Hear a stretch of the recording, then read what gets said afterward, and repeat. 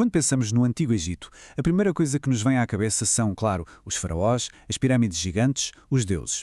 Mas por trás de toda essa fachada de poder e de ouro havia uma força discreta, uma elite de intelectuais que era, na verdade, o verdadeiro motor do império. Hoje vamos desvendar os segredos dos escribas egípcios. Então o que é que vamos ver? Vamos descobrir quem eram exatamente estas figuras, como era a sua formação super exigente, que ferramentas usavam, o poder imenso que tinham nas mãos e, claro, porque é que o trabalho deles continua a ser tão fundamental para nós hoje em dia. Para começar, vamos tentar perceber quem eram realmente estas pessoas e qual era o seu lugar na complexa sociedade do Antigo Egito. Pois é uma boa pergunta, não é? Porque uma coisa é o faraó, o símbolo máximo de poder, a cara do império. Mas quem é que estava mesmo a tratar tudo nos bastidores, no dia-a-dia? A resposta: os escribas. Sem eles, sem o seu trabalho de registro e organização, gerir um império tão vasto e complexo como o egípcio teria sido pura e simplesmente impossível.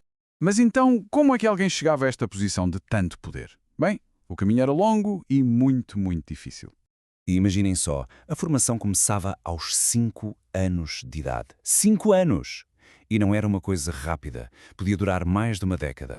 E como é que praticavam? O papiro era caríssimo e impensável para um estudante, por isso usavam o que havia mais à mão, bocados de cerâmica partida ou lascas de calcário, a que chamamos óstracos. Funcionavam como um bloco de rascunho. Era aqui que passavam horas e horas a aperfeiçoar centenas de símbolos complexos. E não pensem que eles aprendiam só a escrever. O currículo era super completo. Tinham matemática e geometria, que eram fundamentais. Por exemplo, todos os anos, as cheias do Nilo apagavam as fronteiras dos campos. Eram os escribas, com os seus cálculos, que iam lá e redesenhavam tudo. Aprendiam também a administração pública, tinham lições de moral e a disciplina era de ferro. Qualquer erro era punido severamente. Ok, já vimos como era a formação. Mas e as ferramentas? O que é que um escriba precisava para fazer o seu trabalho? A estrela da companhia era, sem dúvida, o papiro. Era uma espécie de papel antigo, uma autêntica revolução tecnológica para a época. E a sua produção era tão importante que era tratada quase como um segredo de Estado. O processo para o fabricar era super engenhoso. Basicamente, pegavam nos caldos da planta do papiro, cortavam-nos em tiras muito fininhas, colocavam uma camada na horizontal, outra na vertical por cima, prensavam tudo para extrair a água e deixavam secar. O resultado era uma folha resistente, pronta para a escrita. E o que é que ia dentro do estojo de um escriba? Ora bem, uma cana, com a ponta mastigada para funcionar como um pincel fino, uma paleta de madeira com 2 buracos para os tinteiros, tinta preta, feita de fuligem para o texto normal, e tinta vermelha, feita de ocre, para títulos ou correções. E claro, o bem mais precioso, o rolo de papiro. Este kit era portátil, permitia-lhes trabalhar em qualquer lado. Portanto, com esta educação rigorosa e com estas ferramentas, os escribas tornavam-se figuras centrais, autênticos pilares da sociedade egípcia.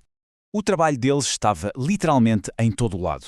Eles supervisionavam as colheitas na agricultura, calculavam a inclinação de uma pirâmide para os engenheiros, registavam todos os impostos, documentavam as leis e os rituais religiosos e ainda tinham tempo para escrever literatura.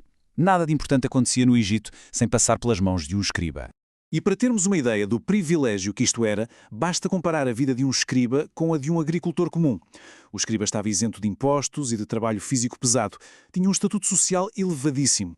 Era, sem dúvida, o caminho mais seguro para uma vida de conforto e poder, o completo oposto da vida dura que a maioria da população enfrentava. Para terminar, vamos olhar para aquilo que é talvez a sua contribuição mais importante, o incrível legado que nos deixaram. Eles eram tão práticos que, para o trabalho do dia-a-dia, nem usavam os hieróglifos detalhados que todos conhecemos.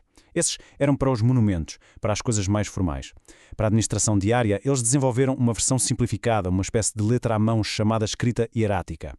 Era muito, mas muito mais rápida de escrever, perfeita para registar impostos ou escrever cartas. No fundo, é por causa deles que sabemos tanto sobre o Antigo Egito. Foram eles que registaram a história, as leis, os mitos, desenharam os planos para os templos, escreveram poesia, mas também registraram as coisas mais banais, como cartas pessoais e listas de compras.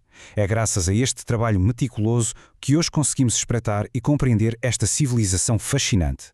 E isto leva-nos a uma última reflexão. Hoje em dia, na nossa era digital, quem é que tem este papel? Que profissões, ou talvez que tecnologias, estão a registar, a gerir e a moldar o conhecimento da nossa sociedade para as gerações do futuro? Fica a pergunta no ar.